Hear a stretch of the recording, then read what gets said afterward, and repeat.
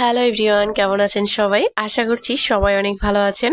আর আজকে আমি আপনাদের সাথে একদম সহজ পদ্ধতিতে পপকর্নের রেসিপিটা শেয়ার করছি। আর এই রেসিপিটা দেখার পরে কেউ কিন্তু আর পপকর্ন বানাতে ফেল করবেন না। ঝাল মিষ্টি দুইটাই কিন্তু আজকে আমি আপনাদের সাথে শেয়ার করব। এর জন্য প্রথমে একটা প্যান গরম করে এর মধ্যে আমি 2 টেবিল চামচ তেল দিয়েছি। আর 1 কাপ পরিমাণ দিয়েছি আমি পপকর্ন। আর খুবই সামান্য 1 চিমটি পরিমাণ লবণ দিয়েছি। এখন এটাকে নেড়ে চেড়ে কিছুক্ষণ ভেজে নিতে হবে। আর পপকর্ন বানানোর সময় কিন্তু অবশ্যই চুলার আঁচটা হাইতে রাখতে হবে, তাহলে কিন্তু খুব তাড়াতাড়ি এটা ফুটে যাবে, খুব বেশিক্ষণ সময় লাগবে না। যখন একটা ফুটতে শুরু করবে সেই পর্যায়ে কিন্তু আমি ঢাকনা দিয়ে ঢেকে দিয়েছি। আর তারপর মাঝে মাঝে কিন্তু এভাবে হালকা করে একটু নেড়ে চেড়ে দিচ্ছি। আর ফোটার সময় কিন্তু ঢাকনাটা আর তুলবেন না, এভাবে হাত দিয়ে বারবার একটু ঝাঁকিয়ে দিবেন। এতে করে কিন্তু সবগুলোই খুব ভালোভাবে ফুটে যাবে।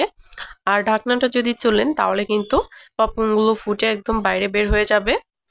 যাই হোক, ভিডিওতে দেখানো প্রসেস অনুযায়ী এটাকে খুব ভালোভাবে ভেজে নিতে হবে। আর একটু অপেক্ষা করলেই কিন্তু 2-1 মিনিটের মধ্যেই কিন্তু একদম সবগুলো ফুটে যাবে। আসলে পপকর্ন বানানোটা কিন্তু একেবারেই সহজ।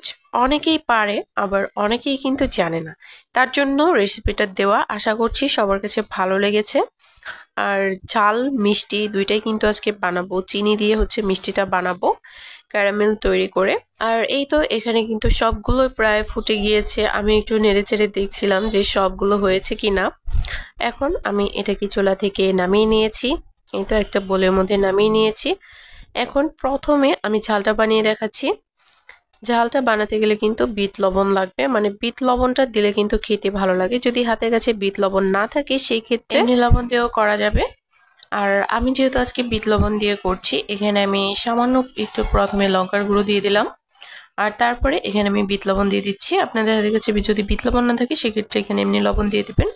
অল্প একটু দিতে হবে, আর যদি বিট লবণ দেন তাহলে একটু বেশি পরিমাণে দিবেন। প্রথমে বিট লবণের সাথে আমি লঙ্কার গুঁড়োটাকে খুব ভালোভাবে মিশিয়ে নিচ্ছি।